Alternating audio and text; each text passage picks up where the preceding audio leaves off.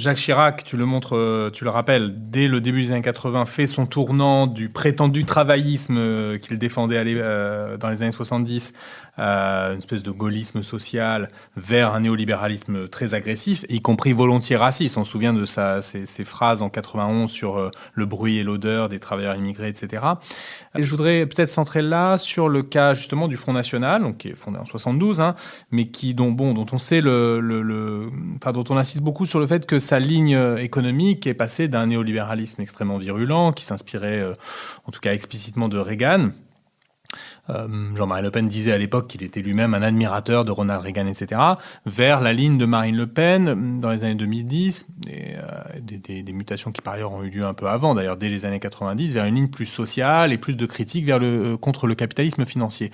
Et en réalité, quand on lit ton livre, à partir de ce prisme-là, qui est le prisme de l'imaginaire producériste, on se dit que finalement, sans doute que l'évolution, qui est réelle en termes de discours, n'est peut-être pas si marquée, et qu'il y a une forme de continuité en réalité à travers ce fil producériste, en fait.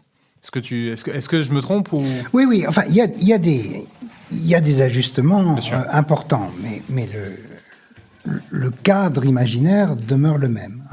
Puisque dans un premier temps, quand même, ce qui est important, tu dis oui, Chirac et le RPR se convertit dès le début des années 80 au néolibéralisme, quitte même parfois à faire des petites sorties de route racistes ici et là assez virulentes, mais quand même, il y a deux choses qui n'intègrent pas bien. Il bâcle un peu sa conversion. D'une part, parce qu'il y a quand même encore un petit peu un espèce de surmoi de la libération qui reste, ce qui veut dire que même les dérapages, il se rattrape très vite, etc. Ou il essaye en tout cas. Et puis d'autre part, quand même, c'est les vieilles élites françaises. Donc le côté révolte ressentimentale des petites gens contre les nouveaux parasites, c'est pas leur truc. Enfin, c'est pas un truc qu'ils maîtrisent bien au début, en tout cas. Et Jean-Marie Le Pen va s'engouffrer dans cette brèche. Des gens du Club de l'Horloge, dès le début des années 80, vont se rallier à Jean-Marie Le Pen, et donc vont lui apprendre des rudiments de théorie néolibérale, donc vont lui apprendre à dire que l'assistanat, c'est pas bien, que la gabégie de l'État, c'est pas bien, etc., que tout ça nous mène vers un socialisme rampant, un totalitarisme doux, etc., etc. Bon, ça, il le fait. Mais surtout, il a deux avantages sur Chirac. C'est que lui, il n'a pas de scrupule à racialiser à tout va. C'est son fonds de commerce quand même depuis toujours. Et là, comme on est quand même dans une ambiance où le ressentiment revient, où la chasse aux parasites est réouverte, il fait ça mieux que quiconque. Donc ça, c'est pour la racialisation, c'est très bien. Et puis, l'autre avantage qu'il a, qui est l'avantage de la racialisation, c'est que, et on reviendra peut-être là-dessus à la fin, mais le problème du néolibéralisme, c'est que c'est une forme d'ingénierie sociale. C'est-à-dire que les néolibéraux disent, pour que les choses s'améliorent, il faut certes se débarrasser des assistés et tout ça. Ça veut dire que tout le monde doit un peu se prendre en main. Donc c'est quand même des réformes assez violentes et assez douloureuses et assez largement répandues. Bien. Alors que l'avantage de la racialisation, c'est déjà de se dire que si on se débarrasse des parasites, pour vous qui n'êtes pas des parasites, les choses vont s'améliorer sans que vous ayez grand-chose à changer à vos habitudes. Donc, c'est ce qui fait le succès de Le Pen, à la fois de pouvoir reprendre les vitupérations néolibérales qu'il a apprises, de pouvoir les racialiser, et surtout de promettre une amélioration un peu indolore. Deux choses vont le bloquer. La première, c'est son attachement viscéral à l'antisémitisme, ce qui est devenu un peu anachronique, c'est-à-dire le racisme colonial, il y a encore beaucoup de marge, on peut y aller. Mais pour ce qui est de l'antisémitisme, depuis les années 70, c'est quand même assez difficile. Parler de détails pour la Shoah, ça ne passe plus, et donc ça bloque son ascension. Et puis l'autre problème, c'est que, ce que tu évoquais tout à l'heure, c'est que à partir des années 90, les cadres du Front National se rendent compte que finalement, une grosse partie de leur électorat, surtout à mesure qu'il s'étend, n'est pas tellement friande de réformes néolibérales, en tout cas les plus rudes. Donc, c'est cette espèce de double ajustement que va produire Marine Le Pen. La première, c'est le renoncement officiel à l'antisémitisme. Ça ne veut pas dire, comme on le sait, qu'en privé, on ne se lâche pas. Mais en tout cas, ça ne fait plus partie de la doctrine. Et donc, mais en même temps, il faut trouver des parasites d'en haut. Je veux dire, l'imaginaire ne va pas sans parasites d'en haut et parasites d'en bas. Donc, il faut trouver des remplaçants aux juifs. Alors, on va en trouver deux sortes. Il va y avoir d'une part le passage de la banque juive à une espèce de finance ou de technocratie déterritorialisée. Mondialisme d'en haut. Exactement.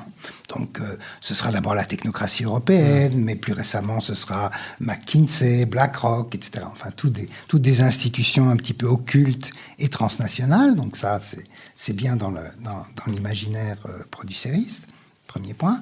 Et puis surtout... la grosse affaire, c'est évidemment le complot islamiste et l'occupation islamiste. Puisque là, on peut reprendre très exactement la structure même du judéo-bolchevisme des années 30 en le convertissant en islamo-gauchisme. Puisque, en effet, chez Jean-Marie Le Pen, l'islam, c'est plutôt une caractéristique de parasite d'en bas. Être musulman, c'est être moins... civilisés qu'être chrétiens, et par conséquent, c'est une des raisons pour lesquelles ils n'ont pas leur place chez nous. Bien.